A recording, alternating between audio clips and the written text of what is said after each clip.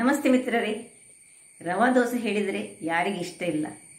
ಹೋಟೆಲಿಗೆ ಹೋದ ಕೂಡಲೇ ಒಂದು ಅಂಬಡೆ ಸಾಂಬಾರ್, ಇಲ್ಲದ್ರೆ ಗೋಳಿ ಬಜೆ ಅಥವಾ ರವಾ ದೋಸೆ, ಇದನ್ನು ನಾವು ಇಷ್ಟಪಡ್ತೇವೆ. ಹಾಗಾದರೆ ಅದನ್ನು ನಾವು ಮನೆಯಲ್ಲಿ ಯಾಕೆ ಮಾಡಬಾರ್ದು? ಇವತ್ತು ನಾನು ರುಚಿಕರವಾದ ಹಾಗೂ ಆರೋಗ್ಯದಾಯಕವಾದ ಈ ರವಾ ದೋಸೆಯನ್ನು ಮನೆಯಲ್ಲೇ ಮಾಡಿದ್ದೇನೆ. ಅದನ್ನು ಹೇಗೆ ಮಾಡುವುದೆಂದು ನೋಡುವ ಮೊದಲು ಯಾರೆಲ್ಲ ನನ್ನ ಚಾನಲನ್ನು ನೋಡ್ತಿದ್ದೀರಿ, ಯಾರೆಲ್ಲ ಇನ್ನೂ ಸಬ್ಸ್ಕ್ರೈಬ್ ಮಾಡಿಲ್ಲ, ದಯವಿಟ್ಟು ಸಬ್ಸ್ಕ್ರೈಬ್ ಮಾಡಿ, ಸಪೋರ್ಟ್ ಮಾಡಿ ಅಂತ ಹೇಳುತ್ತಾ, ಆ ರವಾ ದೋಸೆಯನ್ನು ತಿನ್ನಲಿಕ್ಕೆ ಒಂದು ರುಚಿಕರವಾದ ತಿಮರೆಯ ಚಟ್ನಿಯನ್ನು ಮಾಡಿದ್ದೇನೆ.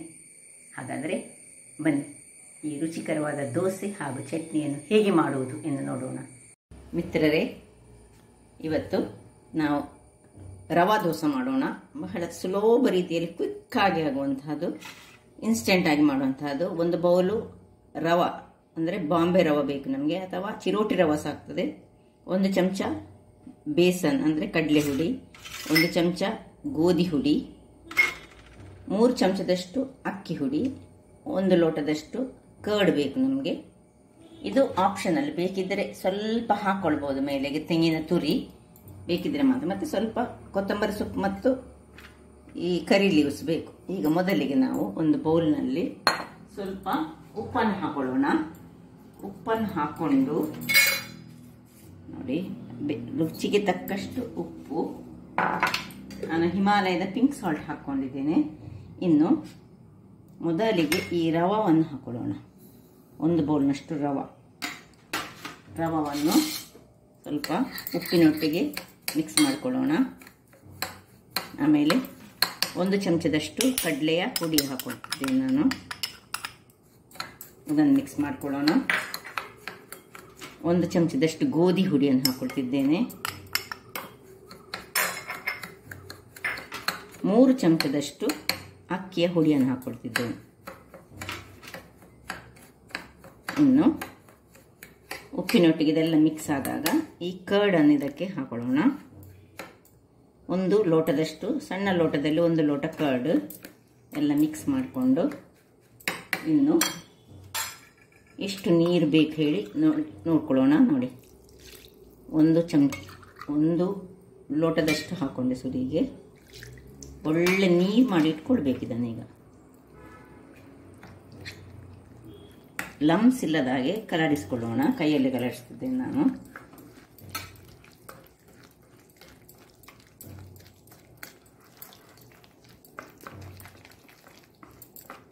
ಇನ್ನು ಸ್ವಲ್ಪ ನೀರನ್ನು ಹಾಕೊಳ್ತಿದ್ದೇನೆ.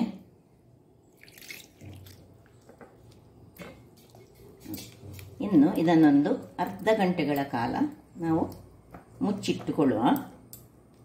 ಅದರ ಮೊದಲು ನಾನು ಸ್ವಲ್ಪ ಒಂದು ತೆಂಗಿನ ತುರಿ, ನೋಡಿ ಇಷ್ಟನ್ನು ಹಾಕೊಳ್ತಿದ್ದೇನೆ. ಇದು ಆಪ್ಷನಲ್, ಬೇಕಿದ್ರೆ ಮಾತ್ರ ಹಾಕೊಳ್ಬಹುದು.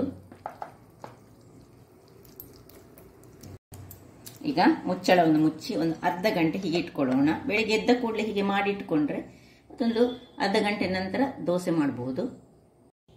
ವೀಕ್ಷಕರು, ಇದು ಇಲ್ಲಿ ನೆನೆಯುತ್ತಾ ಇರುವಾಗ ನಾವು ಇದಕ್ಕೊಂದು ಚಟ್ನಿ ರೆಡಿ ಮಾಡ್ಕೊಳ್ಳೋಣ. ಮತ್ತೆ ಚಟ್ನಿ ಒಟ್ಟಿಗೆ ಕೂಡಲೇ ತಿನ್ಬೋದಲ್ಲ. ತಿಮರೆ, ಬ್ರಾಹ್ಮಿ ಲೀವ್ಸ್ ಅಥವಾ ಕೊತ್ತಂಬರಿ ಸೊಪ್ಪು ಸಾಕ್ತದೆ, ಅಥವಾ ಪುದೀನ ಸೊಪ್ಪನ್ನು ಯೂಸ್ ಮಾಡಿ ಪುದೀನ ಸೊಪ್ಪು ಆಗ್ತದೆ, ಯಾವುದನ್ನ ಒಂದು ಸಿಂಪಲ್ ಆದ ಅದಕ್ಕೆ ಒಂದು ಟೇಸ್ಟಿ ಆಗುವಂಥ ಚಟ್ನಿ ಮಾಡೋಣ. ನಾನು ದೊಡ್ಡ ಈ ಮೆಣಸು ತೆಗೆದುಕೊಂಡಿದ್ದೆ, ಗ್ರೀನ್ ಚಿಲ್ಲಿ. ನೀವು ಬೇಕಿದ್ರೆ 2 ತೆಗೆದುಕೊಳ್ಬೋದು ನಿಮ್ಮ ಇದಕ್ಕೆ ಅನುಗುಣವಾಗಿ. ಮತ್ತು 1 ಬೆಳ್ಳುಳ್ಳಿ, 1 ಸಣ್ಣ ತುಂಡು ಹುಳಿ, ಮತ್ತು ಉಪ್ಪು ಮತ್ತು ತೆಂಗಿನ ತುರಿ. ಈಗ ಅದನ್ನೊಂದು ಮಿಕ್ಸಿಗೆ ಹಾಕೊಳ್ಳೋಣ. ಇದು ಇಲ್ಲಿ ಅರ್ಧ ಗಂಟೆ ಬೇಕು ನಮಗೆ ಅದಕ್ಕೆ. ಮೊದಲಿಗೆ ಒಂದು ಕೊತ್ತಂಬರಿ ಸೊಪ್ಪು ಅಥವಾ ಪುದೀನ ಸೊಪ್ಪು ಯಾವ ಸಾಕ್ತದೆ, ನಿಮ್ಮ ಹತ್ರ ಇರುವಂತಹದ್ದು ಹಾಕಿ, ಇಲ್ಲದೆ ಖಾಲಿ ಮಾಡಿ ಸಾಕ್ತದೆ. ನೋಡಿ, ಇದು ಒಂದು ತುಂಡು, ಇದು ಬೆಳ್ಳುಳ್ಳಿ, ಒಂದು ಸಣ್ಣ ಹುಳಿ, ಬೇಕಿದ್ರೆ ನೀರುಳ್ಳಿ ಸಹ ಹಾಕೊಳ್ಬೋದು. ಬೇಕಿದ್ದರೆ ಸ್ವಲ್ಪ ಉಪ್ಪು, ರುಚಿಗೆ ತಕ್ಕಷ್ಟು ಉಪ್ಪು, ಇನ್ನು ತೆಂಗಿನ ತುರಿ. ಸಿಂಪಲ್ ಆಗಿ, ಬೇರೆ ಏನು ಬೇಕಂತಿಲ್ಲ. ನಿಮಗೆ ಬೇಕಿದ್ದರೆ ಪುಟಾಣಿ ಇದಕ್ಕೆ ಹಾಕೊಳ್ಬೋದು. ಪುಟಾಣಿ ಹಾಕಿದರೆ ಸಹ ಚೆನ್ನಾಗಿ ಬರ್ತದೆ. ಪುಟಾಣಿ ಹಾಕಿದರೆ ಸ್ವಲ್ಪ ಹೆಚ್ಚು ಚಟ್ನಿ ಆಗ್ತದೆ. ಈಗ ನಾನು ಈ ತೆಂಗಿನ ತುರಿಯೊಂದಿಗೆ ಹಾಕ್ಕೊಂಡು ಇದನ್ನು ಸ್ವಲ್ಪ ಬಿಸಿ ತಣ್ಣಗಾದ ನೀರನ್ನು ಹಾಕೊಳ್ಳೋಣ. ಒಂದು ಗ್ರೈಂಡ್ ಮಾಡಿ ತರ್ತೇನೆ. ವೀಕ್ಷಕರೇ, ಇಲ್ಲಿ ನೋಡಿ ಚಟ್ನಿ ರೆಡಿಯಾಗಿದೆ ನೋಡಿ. ಇಷ್ಟೇ, ತುಂಬ ಫೈನ್ ಮಾಡ್ಕೊಳ್ಬಾರ್ದು. ತಿನ್ನಲಿಕ್ಕೆ ಈ ಚಟ್ನಿ, ಒಂದು ಕೊತ್ತಂಬರಿ ಸೊಪ್ಪಿನ ಚಟ್ನಿ, ಒಂದು ಪುದೀನ ಸೊಪ್ಪಿನ ಚಟ್ನಿ, ಇದೆಲ್ಲ ಬಹಳ ಟೇಸ್ಟಿಯಾಗಿ ಬರ್ತದೆ. ಇದು ರವಾ, ಇನ್ಸ್ಟೆಂಟ್ ರವಾ ದೋಸೆ ನಾನೀಗ ಮಾಡ್ತಾ ಇರೋದು. ಇದಕ್ಕೆ ತೆಗೆದುಕೊಳ್ಳೋಣ, ಒಂದು ಪಕ್ಕಕ್ಕೆ ಇಟ್ಕೊಳ್ಳೋಣ. ಇಲ್ಲಿ ಒಂದು ಕಾವಲಿಯನ್ನು ಈಗ ಬಿಸಿ ಮಾಡಲಿಕ್ಕೆ ಇಟ್ಟಿದ್ದೇನೆ. ಇಲ್ಲಿ ನೆನೆದಿದೆ, ಹಿಟ್ಟು ನೆಂದಿದೆ ನೋಡಿ, ಒಳ್ಳೆ ನೆಂದಿದೆ, ನೆಂದು ದಪ್ಪ ಆಗಿದೆ. ಈಗ ಇದಕ್ಕೆ ನಾವು ಸರಿಯಾಗಿ ನೀರನ್ನು ಸೇರಿಸ್ಕೊಳ್ಬೇಕಾಗ್ತದೆ. ರವಾ ದೋಸೆ ಹೇಳಿದರೆ ತುಂಬ ತೆಳುವಾದ ದೋಸೆ. ಸೊ ಇದಕ್ಕೆ ಒಂದು ಎಷ್ಟು ನೀವು ಈ ನೀರು ದೋಸೆ ಹದಕ್ಕೆ ನೀವು ಹೇಗೆ ಮಾಡ್ತೇವೆ ನಾವು ನೋಡಿ, ಅಷ್ಟು ನೀರನ್ನು ನಾವು ತೆಗೆದುಕೊಳ್ಬೇಕು. ಇಲ್ಲಿ ಈಗ ಜೀರ ಬೇಕಿದ್ರೆ ಜೀರ ಹಾಕೊಳ್ಬೋದು ನೋಡಿ. ಇದು ದಪ್ಪ ಆಯ್ತು ಇನ್ನೂ ಸಹ ನೋಡಿ, ಸರಿಯಾಗಿ ನೀರಾಗಿ ಮಾಡ್ಕೊಳ್ಬೋದು. ಎಷ್ಟು ನಿಮಗೆ ನೀರು ಮಾಡ್ಕೊಳ್ಳಿಕ್ಕಾಗ್ತದೆ ಅಷ್ಟು ನೀರು ಮಾಡ್ಕೊಳ್ಳಿ. ಅಂದರೆ ನಿಮ್ಮ ಕಾವಲಿಯಲ್ಲಿ ಏಳಬೇಕು ಅದು ತವಾದಲ್ಲಿ. ಈಗ ಇದಕ್ಕೆ ನಾನು ಈ ಕರಿಬೇವಿನ ಸೊಪ್ಪು ಮತ್ತು ಕೊತ್ತಂಬರಿ ಸೊಪ್ಪು ಇದ್ದರೆ ಕೊತ್ತಂಬರಿ ಸೊಪ್ಪು ಈ ಹೊತ್ತಿನಲ್ಲಿ ಹಾಕ್ಕೊಳ್ಬೋದು. ಇದನ್ನು ಸಣ್ಣದಾಗಿ ಚೂರಾಗಿ ಮಾಡಿಕೊಂಡು ಹಾಕೊಳ್ತಿದ್ದೇನೆ.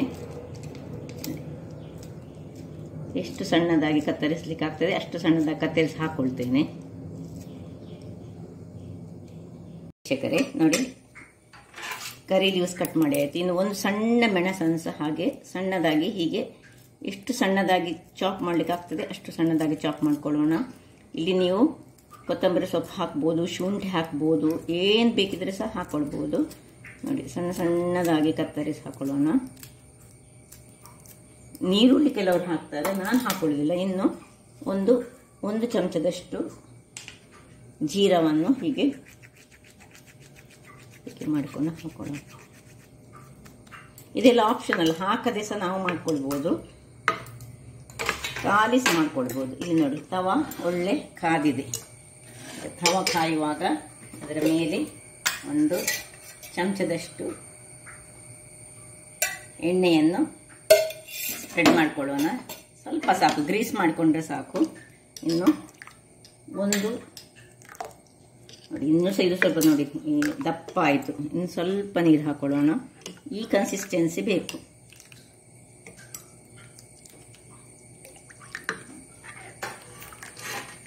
ಈಗ ಇದನ್ನು ತೆಗೆದುಕೊಂಡು ನೀರು ದೋಸೆ ಹದದಲ್ಲಿ ನಾವು ತೆಳುವಲ್ಲಿ ಹಾಕೊಳ್ಬೇಕು. ಹೀಗೆ ಜಾಲಿಯಾಗಿ ಅದು ಬರಬೇಕು. ಇದನ್ನು ಮುಚ್ಚಿಕೊಳ್ಳೋಣ. ವೀಕ್ಷಕರೇ ಇಲ್ಲಿ ನೋಡಿ, ಇಷ್ಟು ಕಾಯಬೇಕಿದ್ದು, ತುಂಬ ಕಾಯಬೇಕು. ಯಾಕೆ ಹೇಳಿದರೆ ಇದನ್ನು ನಾವು ಕಬ್ಬಿಣದ ಇದರ ಕಾವಲಿಯಲ್ಲಿ ಮಾಡಿದರೆ ಬಹಳ ಉತ್ತಮ. ನೋಡಿ, ಹೀಗೆ ತೆಳುವಾಗಿ ಹೀಗೆ ಕಾಯ್ದು ಬರಬೇಕು. ಹೀಗೆ ನೋಡಿ, ಈ ರೀತಿಯಲ್ಲಿ ಇರಬೇಕು, ತೆಳುವಾಗಿ ಹೀಗೆ ಬಂತು ನೋಡಿ. ಇನ್ನೀಗ ಪುನಃ ಅದೇ ರೀತಿಯಲ್ಲಿ ಸ್ವಲ್ಪ ಎಣ್ಣೆಯನ್ನು ಪಸರಿಸಿಕೊಳ್ಳೋದು. ಮತ್ತು ಇದನ್ನು ಕಲಡಿಸಿಕೊಂಡು ನಮ್ಮ ಹಿಟ್ಟುಂಟಲ್ಲ ಅದನ್ನು ಸರಿ ಕಲಡಿಸಿ, ನೀರಿರ್ತದಲ್ಲ ಅದರ ಅಡಿಯಲ್ಲಿ ಇದರದ್ದು ರವಾದ ಅಂಶ ಇರ್ತದೆ. ಹಾಗಾಗಿ ಹೀಗೆ ನೋಡಿ, ಎಷ್ಟು ಕ್ರೀಮಿ ಟೆಕ್ಸ್ಚರ್. ಯಾಕೆ ಹೇಳಿದರೆ ಅದರಲ್ಲಿ ನಮ್ಮದು ಕರ್ಡ್ ಉಂಟು, ಅದರಿಂದ ತೆಳುವಲ್ಲಿ ಹಾಕ್ಕೊಳ್ಬೇಕು.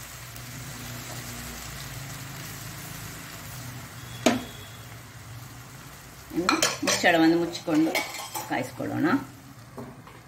ವೀಕ್ಷಕರೇ, ಇದು ಇಲ್ಲಿ ಕಾಯ್ತಾ ಇಲ್ಲಿ ಎರಡನೇ ದೋಸೆ. ಇಲ್ಲಿ ನೋಡಿ, ನಮ್ಮದು ಕ್ರಿಸ್ಪಿಯಾದ ದೋಸೆ, ಅದಕ್ಕೊಂದು ಚಟ್ನಿ ನೋಡಿ ಏನು ರುಚಿಕರವಾಗಿ ಬರ್ತದೆ ಹೇಳಿದರೆ ನೋಡಿ, ಕ್ರಿಸ್ಪಿಯಾಗಿ ನೋಡಿ, ಇಲ್ಲಿ ಕಾಣ್ತಾ ಇಲ್ಲ ನಿಮಗೆ ನೋಡಿ, ಕಟ್ ಮಾಡಿ ಒಳಗೆ ತಿನ್ಬೋದು. ಹಾಗಾದರೆ ನೋಡಿದ್ರಲ್ಲ ವೀಕ್ಷಕರೇ, ಹೀಗೆ ಒಂದು ಇನ್ಸ್ಟೆಂಟ್ ಆಗಿ ಕ್ವಿಕ್ಕಾಗಿ ನಮಗೆ ರಾತ್ರಿ ನೆನೆ ಹಾಕಲಿಕ್ಕೆ ಏನಾದರೂ ಮರ್ತು ಹೋಗಿದರೆ ರವಾ ಇದ್ದರೆ ಸಾಕು. ಮತ್ತು ಕೆಲವು ಇಂಗ್ರೀಡಿಯೆಂಟ್ಸ್ ಸುಲಭ ರೀತಿಯಲ್ಲಿ ಈ ರವಾ ದೋಸೆಯನ್ನು ಮಾಡ್ಬೋದು. ಹಾಗಾದರೆ ನನ್ನ ಈ ಕುಕಿಂಗ್ ಚಾನಲ್ ನಿಮಗೆ ಇಷ್ಟ ಆದರೆ ಬೋಳೂರು ಸುವರ್ಣ ಚಾನಲನ್ನು ಲೈಕ್ ಮಾಡಿ, ಶೇರ್ ಮಾಡಿ, ಹಾಗೂ ಸಬ್ಸ್ಕ್ರೈಬ್ ಮಾಡಿ, ಹಾಗೂ ನನ್ನ ಇನ್ಸ್ಟಾಗ್ರಾಮ್ ಪೇಜನ್ನು ಫಾಲೋ ಮಾಡಿ. ಧನ್ಯವಾದಗಳು.